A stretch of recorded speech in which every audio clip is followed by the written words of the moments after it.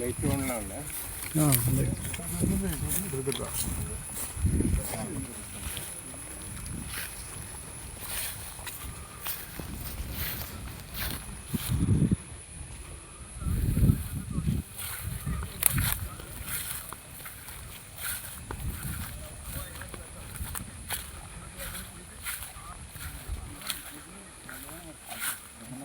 മാഷേ എവിടെ പോകുന്നു മാഷേ? നമ്മളിവിടെ മുത്തക ക്യാമ്പിൻ്റെ ഭാഗമായിട്ട് ഇവിടെ ഫോറസ്റ്റിൻ്റെ അകത്തേക്ക് വൈൽഡ് ലൈഫ് സാങ്ച്വറിയാണ് മുത്തക.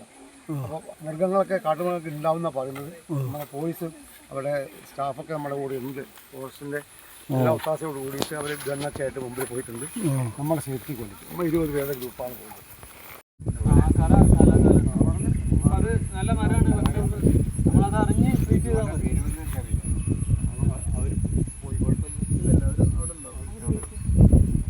ഈ മരത്തിൻ്റെ കാര്യം അങ്ങനെയാണ്. നമ്മൾ മനസ്സിലാക്കിയിട്ട് ചെയ്താൽ കുഴപ്പമില്ല. വേറെ അറിയാത്തവരാണ് ഇങ്ങനെ അബദ്ധത്തിലായിപ്പോകുന്നത്.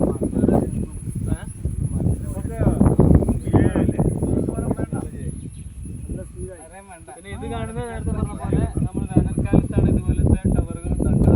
ചെറിയ ചെറിയ മച്ചാന്ന് പറയും. അത് നമ്മൾ വേനൽക്കാലത്ത് ആളുകൾ കയറി നിൽക്കും. എവിടെയെങ്കിലും തീപോക കാണുന്നുണ്ടെങ്കിൽ നമ്മൾ അതുപോലെ പല സ്ഥലങ്ങളിലും ഓരോരോ പോയിന്റുകളായിട്ട് നമ്മൾ നിർത്തിയിട്ട് ആളുകൾ നിർത്തും. ഉയർന്ന പ്രദേശത്താണ് സാധനം ഉണ്ടാവുക. ഇവിടെ അങ്ങനെ ഉയർന്ന പ്രദേശം കുറവാണ്. കാരണം നല്ല പുൽമേടിൻ്റെ മുകളിലാണ് അങ്ങനത്തെ സ്ഥലത്തൊക്കെയാണ് ആളുകൾ. പിന്നെ നിങ്ങൾ കാണുന്നതൊക്കെ സെന്നമരാണ് കേട്ടോ. ഇവിടെയൊക്കെ തന്നെ വളരെയധികം വ്യാപിച്ചു കഴിഞ്ഞു. അതുപോലെ തന്നെയാണ് യൂക്കാലിപ്റ്റസും. യൂക്കാലിപ്റ്റസിൻ്റെ വ്യാപനം ഇല്ലെങ്കിൽ പോലും പഴയ തടികളാണ്. ഇത് സെന്ന വളരെ സെന്നൻ്റെ സീഡുണ്ട്. സീഡ് എന്ന് പറഞ്ഞാൽ ഇപ്പോൾ പലപ്പോഴും വല്ല മൃഗങ്ങളൊക്കെ കഴിച്ചതിന് കൂടെ കയറിപ്പോകും. ഈ കയറി പോകുന്നത് കിലോമീറ്ററോളം ആന വയറ് കയറി കഴിഞ്ഞാൽ 40 കിലോമീറ്റർ 50 കിലോമീറ്ററൊക്കെ അപ്പുറത്തെത്തും. കർണാടകയിൽ ഇതേ അവസ്ഥയാണ്. അവിടെ നിന്നൊക്കെ വരുന്നതും ഇവിടുന്ന് അങ്ങോട്ട് പോകുന്നതൊക്കെ ഉണ്ട്. പിന്നെ വേരുന്ന് പൊട്ടും. നമ്മൾ കട്ട് ചെയ്താൽ കഴിഞ്ഞാലും വേരുന്ന് പൊട്ടും. ആന കഴിക്കുമോ? ആന കഴിക്കില്ല. പക്ഷേ കഴിക്കുന്ന കൂട്ടത്തിൽ വല്ല സീഡൊക്കെ കയറിപ്പോകും. ആന പിണ്ടത്തിൽ നമുക്കത് കാണാറുണ്ട്. ഒറ്റപ്പെട്ട ഇതിന്ന് പൾപ്പ് എടുക്കാറുണ്ട്. പക്ഷേ എന്നാലും ചെറിയ മരത്തിൽ നിന്ന് അവർക്ക് ആവശ്യമാണ്. അവർക്ക് മണ്ണുള്ളതാണ്. അപ്പോൾ ചെറുത് നമ്മൾ കൺട്രോൾ ചെയ്യണമെങ്കിൽ വലുതും കൺട്രോൾ ചെയ്യണമെങ്കിൽ അവർ കട്ട് ചെയ്ത് പോകുന്നല്ലാണ്ട് ഇതിനെ കൃത്യമായിട്ട് ഫോളോ അപ്പ് ചെയ്തില്ലെങ്കിൽ അത് വീണ്ടും അതിൻ്റെ ഡബിളായിട്ട് ട്രിപ്പിളായിട്ട് അതാണ് അങ്ങനെ വരുന്നത്. അങ്ങനെയാണ്. അപ്പോൾ അത് നമ്മൾ വീണ്ടും അതിനെ മാറുകയാണ്. കർണാടകയിൽ ഇതേപോലെ ചെയ്യുന്നുണ്ട്. അവിടെ ഇപ്പോൾ റീസെൻ്റായിട്ട് ചെയ്യുന്നുണ്ടോ? ഓക്കെ, നമുക്ക് നടക്കാം. എങ്കിലും വന്നാലാണ് തൈ ആയിട്ട് വരുള്ളൂ. ഈ തൈ തന്നെ പലതും ആന തിന്നും മാന് തിന്നും. അങ്ങനെ സർവൈവ് ചെയ്ത് വരിക എന്ന് പറഞ്ഞാൽ വീണ്ടും പ്രയാസമാണ്. കുറഞ്ഞു കുറഞ്ഞു വരും. നമ്മൾ ഈ റോഡ് സൈഡിലൊക്കെ ധാരാളം മുത്തങ്ങ റോഡിലൊക്കെ മുളക് തൈകളായിരുന്നു. ഇനി ഇതും ഒരു പ്രായം കഴിഞ്ഞാൽ പൂത്ത് കഴിഞ്ഞാൽ സ്വാഭാവികമായിട്ടും അത് ഇവിടുത്തെ ലോക്കൽ ആളുകളൊക്കെ അതിൻ്റെ അരിയെടുത്ത് കഴിക്കുന്നവരാണ്. അപ്പോൾ താഴെയൊക്കെ ക്ലീൻ ആക്കി വെക്കും. മുളയരി പായസം ഇവര് ചെയ്യുന്നത് താഴെയൊക്കെ ക്ലീൻ ആക്കി വെക്കും. നല്ല അടിച്ചു വാരി വൃത്തിയാക്കിയാലേ മേലെ നിന്ന് വരുന്ന ഓരോ തരിയും കാണാൻ പറ്റുള്ളൂ. ഈ കാട്ടിൽ നിന്ന് പെറുക്കൽ നടക്കില്ല. അപ്പോൾ ഇത് പൂത്ത് കഴിഞ്ഞാൽ തന്നെ അടിച്ചു വാരി ചാണകമൊക്കെ മെഴുകി അടിപൊളിയാക്കി വെക്കും. അപ്പോൾ ഓരോ ദിവസം വന്നാൽ തന്നെ താഴെ നിന്ന് ജസ്റ്റ് കോരി എടുക്കാനുണ്ടാവുള്ളൂ. വിലയുണ്ട്. ഈ മുളയരി പായസം ഉണ്ടാക്കുന്നത് ഇതാ. മുളയരി പായസം ഉണ്ടാക്കുന്നതാണ്. നിങ്ങൾക്ക് കിട്ടുന്നത് ചിലപ്പോൾ മാറിയേക്കാം. അത് നമുക്കറിയില്ല. പല ഇതിനോട് സാമ്യമുള്ള അരികളൊക്കെ ഉണ്ടാവാം. കാരണം ഇത് കിട്ടണമെങ്കിൽ ഇപ്പം 10-35 കൊല്ലമൊക്കെ കഴിഞ്ഞിട്ടാണ് ഒരു മുള പൂക്കുന്നത്. സ്ഥിരമായിട്ട് കിട്ടുന്നുണ്ട്. അപ്പോൾ ഇതിനോട് സാമ്യമുള്ള പല അരികളും മറ്റു നാട്ടുകളിലൊക്കെ ഉണ്ട്. അപ്പം ചിലപ്പോൾ ഒരു പക്ഷേ അതും ഇതും തമ്മിൽ മിക്സ് ആവുകയോ അല്ലെങ്കിൽ മുളയരി വെച്ച് പോകണം. മുളയരി നമുക്ക് മനസ്സിലാവുന്നില്ല. എൻ്റെ ചെറുതിലെ എൻ്റെ ഗ്രാൻഡ് മദർ നമ്മുടെ നാട്ടിൽ വെച്ച് അത് നിങ്ങൾ തന്നെ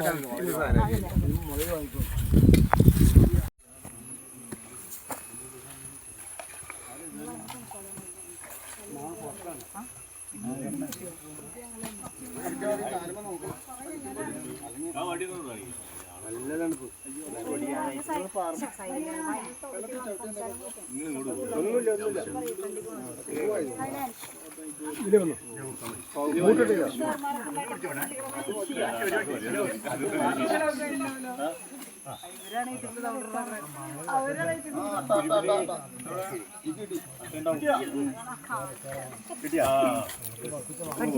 രണ്ടെണ്ണം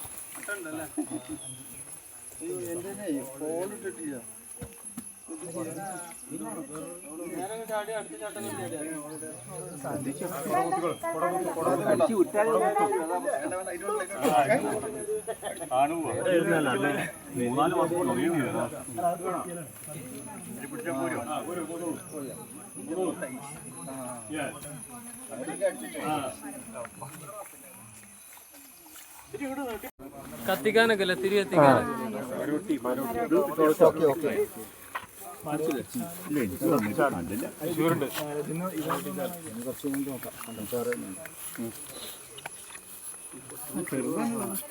അല്ല ചെറുതായിട്ടുള്ളൂ. അതിന് നമ്മൾ പറയുന്നത് മുതലയുടെ തോല് പോലെ കാണുന്നുണ്ടോ അല്ലേ? ക്രൊക്കഡൈൽ ബാർക്ക് ട്രീ എന്നൊക്കെ വേണമെങ്കിൽ നമുക്ക് പറയാം. ഈ ഒരു ടൈപ്പിൽ നമുക്കിവിടെ ധാരാളം കാണുന്ന ഒരു മരമാണ് അവിടെ ഉള്ള ഈ ഒരു കരിമരുന്ന്. അതുപോലെ ഈ മരം നിങ്ങൾക്ക് പരിചയമുണ്ടോ? പൂവത്തി അല്ലേ? ആ അതെ, നിങ്ങൾ പല സ്ഥലങ്ങളും ഉണ്ടാക്കുകയുണ്ട്. ആ പൂവ് കണ്ണൂർ ജില്ലയിൽ ഇത് ചുവപ്പ് പൂവ് നിങ്ങൾക്ക് കാണാം ആ ഒരു സീസണിൽ. നാട്ടിൻപുറത്തൊക്കെ ഉണ്ടാവും, നമ്മൾ അട്ടപ്പാടി ഭാഗത്തൊക്കെ ധാരാളം ഉണ്ട്. മഹാഗണി ഏകദേശം ഇതുപോലെ തന്നെ മഹാഗണിയുടെ തോല് കളർ ചേഞ്ച് ഉണ്ടാവും. ഇങ്ങനത്തെ ബാർക്കൊന്നും ഉണ്ടാവില്ല, പൊളിഞ്ഞു നിൽക്കണം. പൊളിഞ്ഞ് നിൽക്കോ.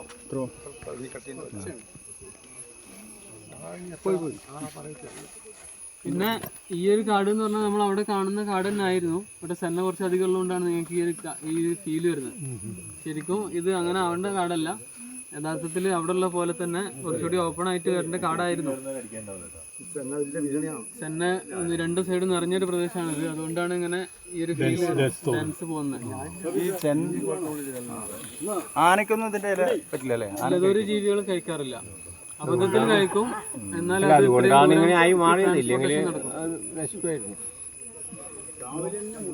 മാന് പോലും കഴിക്കില്ല. മാത്രല്ല ഇതുള്ളടത്ത് നല്ല അടഞ്ഞ് കാടായതുകൊണ്ട് തന്നെ ശരിക്കും യഥാർത്ഥത്തിൽ പുല്ല് വരേണ്ട സ്ഥലത്ത് പുല്ല് വരാതാവും. അതുകൊണ്ട് അത്രയും ഏരിയയിൽ നിൽക്കേണ്ട ഈ മാനും കാട്ടുപോത്തും ഒക്കെ ഭക്ഷണം ഇല്ലാത്തതുകൊണ്ട് പുറത്തേക്ക് ഇറങ്ങിപ്പോകും. അതും നമ്മളെ കാടിനെ സംബന്ധിച്ചിടത്തോളം ദോഷം ചെയ്യുന്ന ഒരു കാര്യമാണ്. ശരിക്കും ഇതില്ലെങ്കിലും തിക്ക് ഫോറസ്റ്റ് ഉള്ള സ്ഥലങ്ങളിലൊക്കെ ഇതുപോലെ പുല്ലധികം വളരാറില്ല. ഇല്ലില്ല, ഇത് ചെടി ഇല്ലാത്ത സ്ഥലങ്ങളിലും തിക്ക് ഫോറസ്റ്റ് ഉണ്ടല്ലോ. അത് കുഴപ്പമില്ല, അത് അവിടെ പ്രശ്നമല്ല അങ്ങനത്തെ. പക്ഷെ ഈ ഏരിയയിൽ കാട് അങ്ങനത്തെ തുറന്ന കാടാണ്, അവിടെ ആനിമൽസ് ധാരാളം ഉള്ള ഒരു ഏരിയയാണ്. നേരെ മറിച്ച് എവർഗ്രീൻ ഫോറസ്റ്റിൽ നിങ്ങൾക്ക് പോയാൽ താഴെ ഒരു പുൽമേട് പോലും കാണില്ല, ഒരു പുല്ലും കാണില്ല, സൂര്യപ്രകാശം പോലും താഴത്തേക്ക് എത്തില്ല. അത് പ്രശ്നമല്ല, അവിടെ അതിന്റെ ആ ഒരു രീതി അങ്ങനെയാണ്, ഘടന അങ്ങനെയാണ്. പക്ഷെ ഇവിടെ യഥാർത്ഥത്തിൽ വേണ്ടത് അങ്ങനെയല്ല. ഇത് തുറന്ന കാടാണ് ഇവിടെ. പക്ഷെ ഇതുപോലുള്ള ഈ ഒരു അധിനിവേശ സസ്യങ്ങൾ വന്നതുകൊണ്ട് മാത്രമാണ് തന്നെ വരാൻ കാരണങ്ങൾ പലതും പണ്ട് കാലത്ത് മുതൽ 2000 മുതൽ ഇവിടെ കാണുന്നുണ്ട്. അത് പണ്ടൊരു അലങ്കാര സസ്യമായിട്ട് നല്ല മഞ്ഞ പൂവായിരുന്നു. അപ്പം കയറി വരാൻ കാട്ടിലും കൊണ്ടുവന്ന് കൃഷി ചെയ്തിട്ടുണ്ട്. അതിനെ കുറിച്ച് കൃത്യമായി ഡാറ്റ ഇല്ല. എന്നാലും അല്ല, ഇനി വലിയ ഭീഷണിയായി ഇതിന്റെ വിത്തൊക്കെ വളരെ സ്പ്രെഡാണ്. ഇപ്പൊ കർണാടകയിലുള്ള ഇതുപോലെ തന്നെ കർണാടകയിലുണ്ട്. നമ്മൾ ഇതുപോലെ ഇവിടെ നശിപ്പിച്ചിട്ടും നമ്മള് വളച്ചാക്കൊക്കെ കൊണ്ടുവരില്ലേ, അതില് ഈ സീഡ് പെട്ടാൽ ഇത് നാട്ടിലെത്തി. നമ്മളെ നാട്ടിൽ പോകുന്നപ്പോ പിന്നെ ഇതുപോലെ കമ്മ്യൂണിസ്റ്റ് ഷോപ്പൊക്കെ അതിനൊക്കെ വിത്തുകൾ നമ്മളെ കാലിത്തീറ്റയിലൊക്കെ ധാരാളം കൊടുക്കും. അതിൽ പോകും. അതുപോലെ ഗോതമ്പ് കയറ്റുമതി, അരി കയറ്റുമതി, ഇതിലൊക്കെ ചെറിയ സീഡുകൾ അല്ലാണ്ട് തരും. അത് പുറത്തേക്ക് എത്തും. അപ്പൊ നമ്മൾ കയറ്റുമതിയിലൊക്കെ വളരെ ശ്രദ്ധിക്കുന്നുണ്ട്. രാജ്യങ്ങൾ തമ്മിലുള്ള ധാരണയിൽ ഇത്തരം കാര്യങ്ങളും ഉണ്ട്.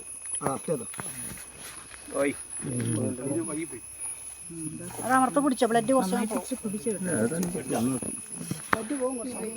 പോവാ. മേലെ കാണുന്നുണ്ടോ? നിങ്ങൾ വീഡിയോസിലൊക്കെ ധാരാളം കാണുന്ന ഒരു ചെടിയാണിത്.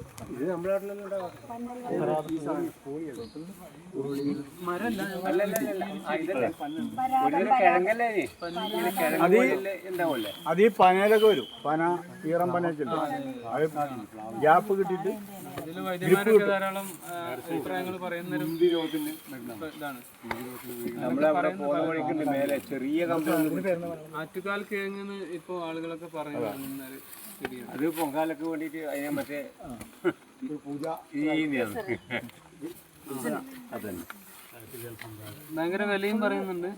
അതെ ഇനി എല്ലാരും പറയും ഇത് പണ്ട് ഇതിനോ ഇതന്നെയാ മുടിക്കല്ലോ ആയുർവേദത്തിൽ പറ്റുന്ന ആറ്റുകൾ പൊങ്കാലിൽ എന്താ ചെയ്യാം?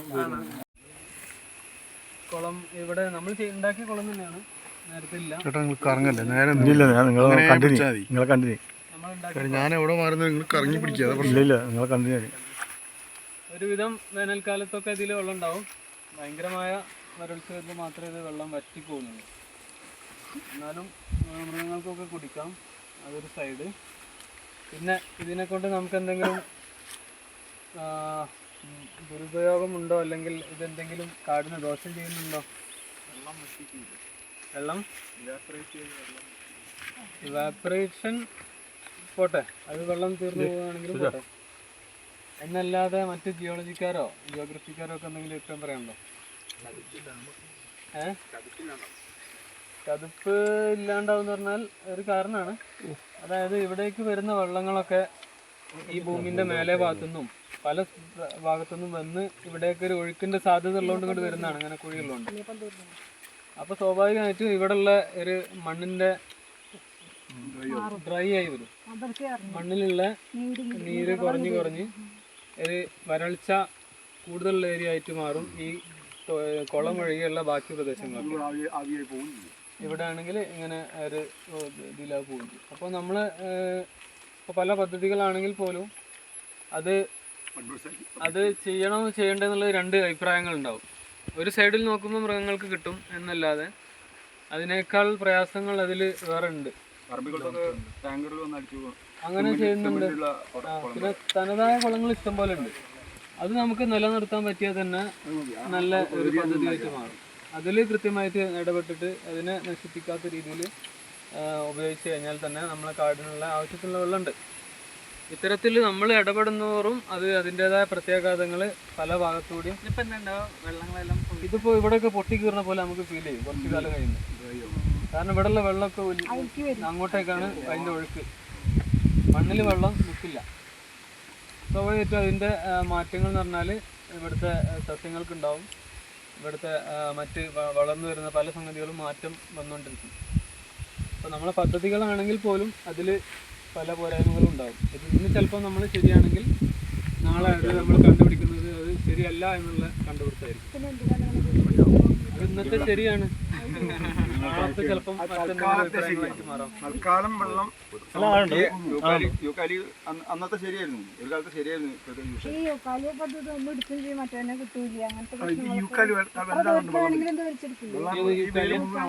അതിന്റെ വേര് പോകുന്ന പ്രദേശത്തുള്ള നമുക്ക് ഇതിന്റെ ആവശ്യം എന്ന് പറഞ്ഞാൽ പൾപ്പെടുക്കാൻ മറ്റു പർപ്പസ് ആയിരുന്നു. ആ പർപ്പസ് അത് കൃത്യമായിട്ട് നിർവഹിക്കുന്നുണ്ട്. പക്ഷെ മറ്റു കാര്യങ്ങൾ നമ്മൾ ചിന്തിക്കണം. ചെയ്യുമ്പോൾ ഇമ്പാക്ട് സ്റ്റഡിയാണ് ഇത് കുറവാണ്.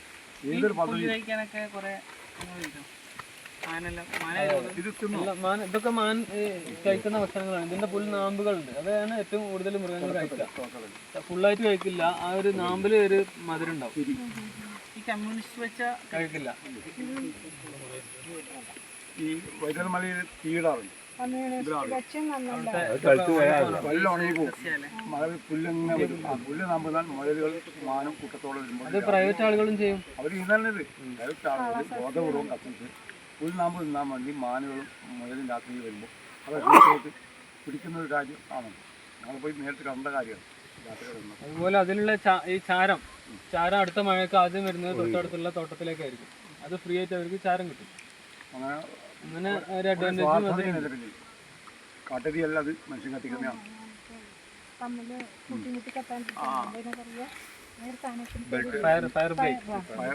Fire line.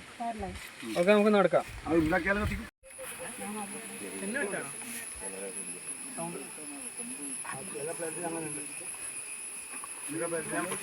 അല്ല